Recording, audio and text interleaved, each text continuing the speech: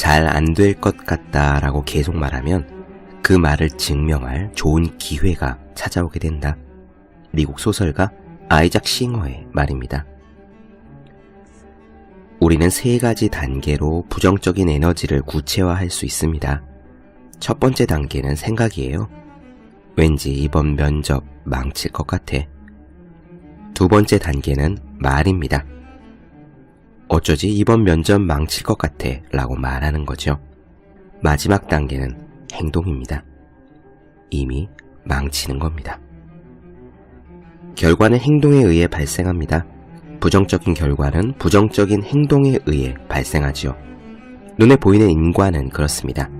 하지만 뚜렷한 행동 이전에 생각과 말이 있어요.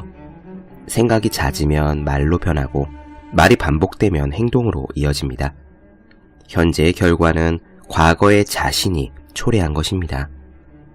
단단한 대리석처럼 의심의 여지 없이 성공을 믿고 있는 사람에게 부정적인 결과들이 연이어 쏟아질 일은 없습니다. 이따금 공부가 어렵다는 느낌이 들 수는 있어요. 그것은 환절기 감기처럼 피할 수 없는 일입니다. 하지만 누구나 으실으실 춥다라고 느끼면 옷을 입고 실내 온도를 높이지 않습니까? 그러니 어렵다는 느낌이 계속 자라나지 않도록 신속하게 대처해야 합니다. 행동함으로써 느낌을 바꿔야 하는 거죠. 젖은 몸으로 계속 찬바람을 쐬면서 감기를 악화시키는 사람은 어리석을 뿐입니다. 생각이 떠올라도 따라가지 맙시다. 마음에 있더라도 소리내지 맙시다. 생각하는 것은 기도요, 말하는 것은 주문입니다. 잘 되지 않을 것 같다고 계속 생각하는 것은 실패하게 해달라고 계속 기도하는 것이나 마찬가지입니다. 365 공비타민, 그렇게 생각하거나 말하거나 행동하지 말자의 한 대목으로 시작합니다.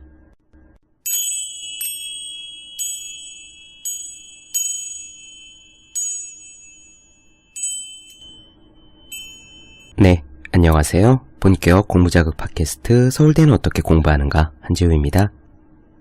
우리는 지금 황농문 선생님의 공부하는 힘에 나오는 이야기들을 나눠드리고 있습니다.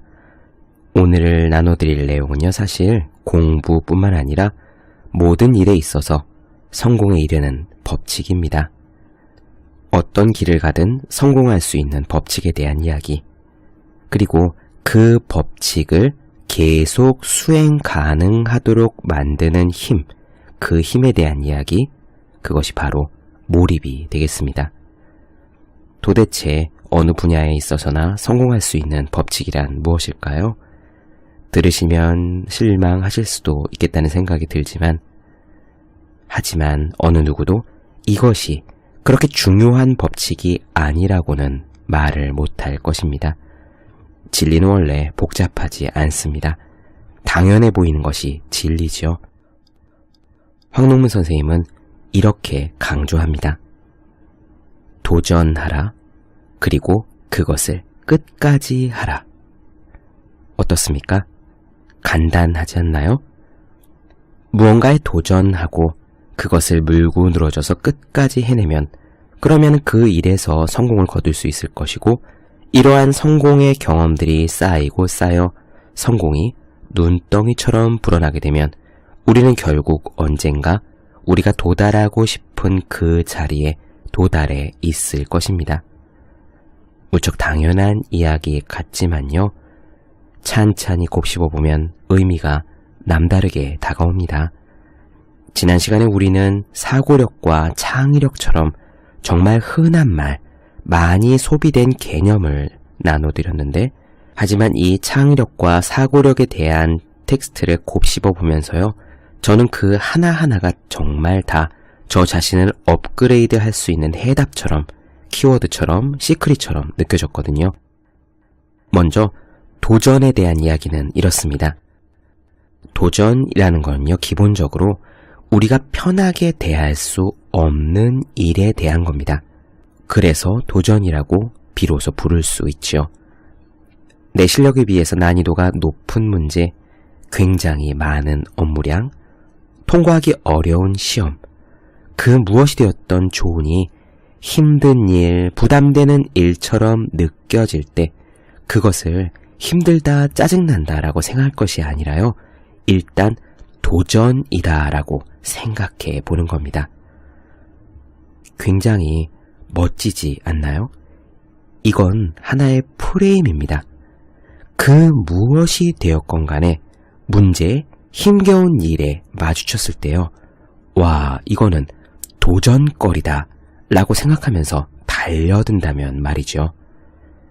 이렇게 어려운 일을 눈앞에 만났을 때 적극적으로 달려들 수 있는 성격의 사람이냐 아니냐, 이렇게 할 수 있느냐 아니냐가 인생의 향방을 가르게 됩니다.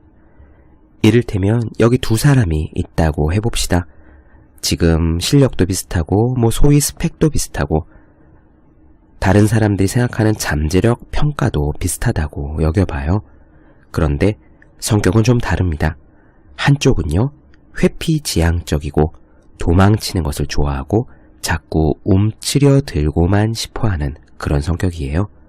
다른 한쪽은 도전을 좋아합니다. 시행착오를 겪는 건 당연하다고 생각하고요. 실패하는 것을 부끄러워하지 않습니다. 이렇게 두 사람이 있다고 생각해 봅시다. 이 두 사람이 부딪히는 모든 일마다 한쪽은 일단 도망치고 싶어 할 것, 회피하고 싶어 할 것이고 다른 한쪽은 어디 한번 부딪혀보지 라는 생각으로 매달리고 싶어 할 겁니다. 이러한 경험이 한 달, 두 달이 아니라 몇 년씩 평생을 쌓여간다면 과연 어떤 결과로 이어지겠습니까? 이렇게 일단 어려움을 만났을 때 그것을 가리켜 도전이다 라고 도장을 찍고 나면은요, 그 다음에 남는 것은 끝까지 매달리는 겁니다. 예전에요, 구글이었던가 애플이었던가 어딘지는 정확히 기억나지 않는데 정말 많은 사람들이 선망하는 세계적인 기업이었거든요. 그 회사에서 원하는 인재상을 한마디로 얘기했던 것이 기억이 납니다. 딱 한 문장이었어요. 우리는 이런 인재를 원한다. Get thing done. 일을 끝까지 해내는 사람.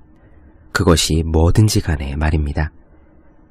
회계처럼 마감이 있는 일이든 영업처럼 목표 실적이 정해진 일이든 책 원고를 쓰는 것처럼 백지에서 무언가를 만들어내는 일이든 간에 하여튼 주어진 일 혹은 해결해야 될 문제를 getting done, 끝까지 매달리는 것. 그것이 자기네 회사가 원하는 인재상이다라고 얘기했던 것이 기억이 나거든요. 그렇습니다. 힘든 일에 도전하고 그것을 해결할 때까지 끝까지 매달리는 것. 이것이 성공으로 가는 진리인데요. 중요한 것은 이 둘의 사이를 메꾸어 주는 것, 우리가 버틸 수 있게 해주는 것이 바로 몰입이라는 점입니다. 제가 예전에 몰입의 조건 말씀드렸었죠? 기억나시나요?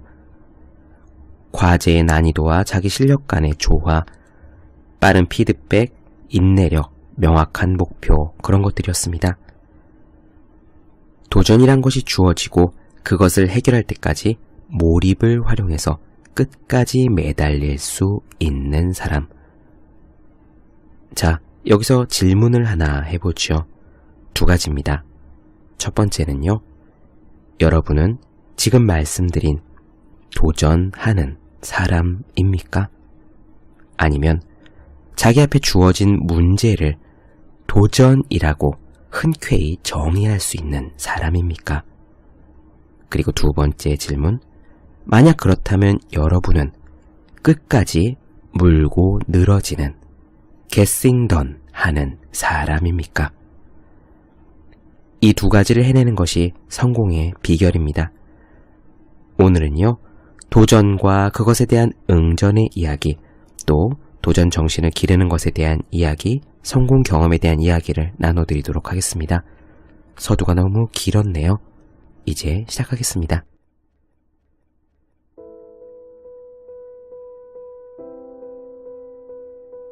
비교적 쉽게 몰입을 유도하는 스포츠나 컴퓨터 게임에서 몰입도가 올라가는 과정을 살펴보면 도전과 응전이 반복된다는 것을 알 수 있다. 게임에 이기려는 목표가 도전이고 이 목표를 추구하는 일련의 과정이 응전이다.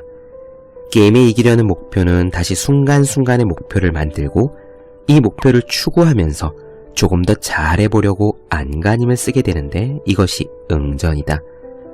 목표가 명확하고 난이도가 적절한 도전은 우리 뇌에 자동 목표 지향 메커니즘을 작동시켜서 자동적으로 응전을 유도한다.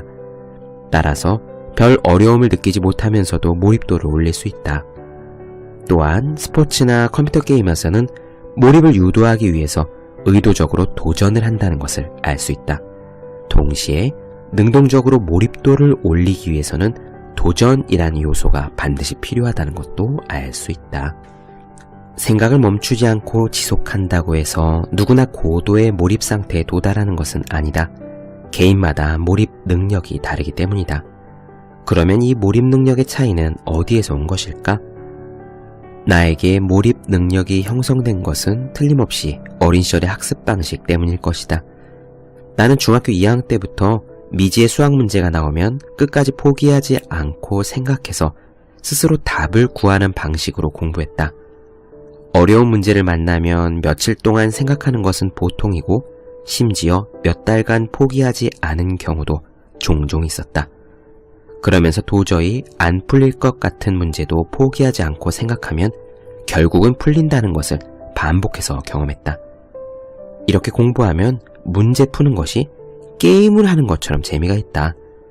그래서 10분 이상 생각해도 답이 나오지 않는 문제를 만나면 심심하던 차에 도전할 문제를 찾았다라면서 반갑게 느껴지기까지 했다.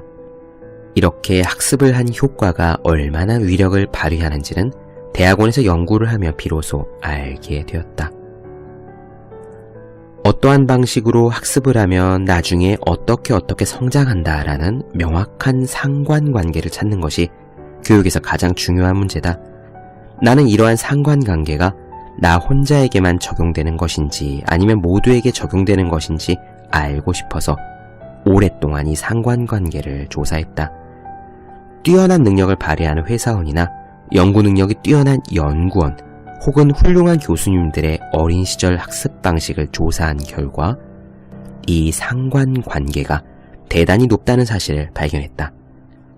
이를테면 내 지도 학생들 중에서도 몰입을 잘하고 뛰어난 창의성을 발휘하는 학생들은 정말로 예외 없이 어린 시절에 어려운 문제가 나오면 포기하지 않고 끝까지 물고 늘어지는 방식으로 학습을 했다는 것이다. 학생들을 지도하면서 이런 방식으로 학습했던 학생이 그렇지 않은 학생과 구별되는 또 다른 특징을 발견했다. 그것은 바로 이런 학생들은 한결같이 도전 정신이 강하다는 것이다. 자기 능력 이상의 미션이 주어지더라도 온갖 방법을 총동원해서 심지어 다른 분야의 전문가를 수소문해서라도 결국은 해결해내고야 말았다. 반면 어린 시절에 이런 방식으로 학습을 하지 않은 대부분의 학생들은 도전 정신이 부족했다. 보통 대학원 과정에서 해결해야 할 과제는 대다수 학생들이 평생 처음으로 접해보는 문제들이다. 학생들에게 어떠한 과제를 언제까지 해결하라고 지시를 하면 학생들은 어떻게 접근해야 할지 몰라 며칠을 스트레스 속에서 보낸다. 지도교수가 해결하라는 기한은 다가오는데 진전이 없어서 걱정한다. 그러다가 문득 영감이 떠오르는데 바로 그 과제를 완수할 수 없는 이유를 찾는 것이다. 그 다음에는 나를 찾아와 이 과제는 이런 이유로 해결할 수 없었다라고 말한다. 나는 그 학생을 위해서 조금 더 쉬운 접근 방법을 귀뜸해준다. 하지만 며칠 지나 그 학생은 다음날 또 나를 찾아와 교수님, 이번에는 이런 이유 때문에 안 되는데요 라고 이야기한다. 문제의 정면으로 도전하는 것이 아니라 도전을 피하고 문제를 해결할 수 없는 이유만을 찾으려 하는 것이다. 몰입도는 도전을 해야 올라가고 몰입도가 높은 상태가 되어야만 열정이 생겨 결국 창의적인 결과를 얻을 수 있다. 즉, 도전 정신이 없으면 열정과 창의성은 기대할 수 없다. 결국 우리의 창의성과 지능은 도전과 응전이라는 메커니즘에 의해 발달한다는 것을 알 수 있다. 도전이 크면 클수록 응전도 커지면서 발달의 속도도 빨라지는 것이다. 도전을 받으며 우리 뇌는 어떻게 반응할까? 이를 이해하기 위해서는 우선 우리 뇌의 목표 지향성에 대해 이해해야 한다. 우리 뇌의 사령부나 마찬가지인 전두연합령이라는 부위에서 어떤 목표를 설정하면 신체의 나머지 부분은 거의 맹목적으로 이 목표를 추구하기 위한 노력을 한다. 이 과정은 눈에 보이지도 않을 뿐더러 의식도 되지 않은 채 일어난다. 설정한 목표를 추구하기 위해서 우리 뇌는 그 목표에 가까워지면 쾌감이나 즐거움을 준다. 성공에 대한 일종의 보상을 주는 것이다. 그러나 그 목표를 달성하지 못하거나 목표에서 멀어지면 짜증이 나게 만든다. 이것은 곧 실패에 대한 처벌을 주는 것이다. 결국 우리 뇌는 당근과 채찍이라는 피드백을 통해서 설정한 목표를 우리 몸이 추구하도록 유도한다는 말이다. 예를 들어 매우 어려운 수학 문제를 풀기로 했다고 하자. 그러면 그 문제를 푸는 것이 우리 뇌에서 설정한 목표가 됨과 동시에 도전이 된다. 그런데 아무리 생각해도 문제가 풀리진 않는다. 어떻게 접근해야 될지도 모르겠고 막막하다. 하지만 그렇게 생각을 계속 이어나가다 보면 우리 뇌의 목표 지향 활동은 어떻게든 계속된다. 전두연합령의 명령을 받은 뇌는 충실하게 명령을 수행해 이 문제를 풀기 위한 일련의 작업을 한다. 이것이 바로 관련된 시냅스들의 활성화다. 활성화된 시냅스가 늘어난다는 것은 그 문제를 풀기 위한 시냅스의 수가 늘어났다는 것이고, 몰입도가 올라감으로써 주어진 문제를 해결할 수 있는 능력이 올라가고 있음을 의미한다. 이러한 과정을 통해서 시냅스가 영구하게 변형이 된 후에는 창의적인 문제 해결 능력이 향상되고, 결과적으로 우리가 이런 상황을 가리켜서 머리가 좋아졌다라고 말한다. 예를 들어 포기하지 않고 생각을 거듭한 끝에 10분 만에 어려운 문제 하나를 풀었다고 하자. 그렇다면 이것은 10분 전에는 가지지 못했던 지적 능력이 10분 만에 새로 생겨났음을 의미한다. 뇌과학적으로 확실히 그렇다. 이처럼 우리의 지적 능력은 몰입도에 따라 고무줄처럼 계속 늘어날 수 있는 것이다. 이처럼 몰입도가 올라가는 과정은 목표 지향에 의한 것이므로 이 기능을 작동시키려면 우선 목표가 있어야 한다. 이 목표란 미지의 문제에 도전하여 생긴 것이다. 도전으로 목표가 한번 설정되면 우리는 자동 목표 지향 메커니즘에 의해 응전을 한다는 것을 알 수 있다. 따라서 애당초에 아예 도전이 없었다면, 도전이란 것을 하지 않는다면, 어려운 과제가 주어지지 않는다면 이런 일련의 과정이 일어날 수 없다. 이처럼 우리 뇌는 요구된 것에 대해서만 반응을 하지 요구되지 않은 것에 대해서는 반응을 하지 않는다. 이는 즉 도전이 없으면 우리 뇌를 발달시키기 어렵다는 것을 의미한다. 우리의 삶에서 우리에게 부담을 주는 모든 것은 일종의 도전이다. 그리고 이러한 도전은 우리를 발전시킬 가능성을 가지고 있다. 결국 이러한 도전들에 대해서 우리가 어떻게 응전하느냐에 따라 그것이 유익한 경험이 될 수도 있고 해로운 경험이 될 수도 있다. 네, 어떻게 들으셨습니까? 잠시 쉬었다가요, 다음 편에서 이렇게 도전과 응전의 법칙이 역사적인 천재들의 경우에도 해당되었다는 이야기, 즉 유명한 천재들, 훌륭한 사람들은 바로 이 도전의 법칙에 의해서 만들어진 것이라는 이야기를 나눠드리겠습니다. 또한 도전에 반대되는 개념이죠.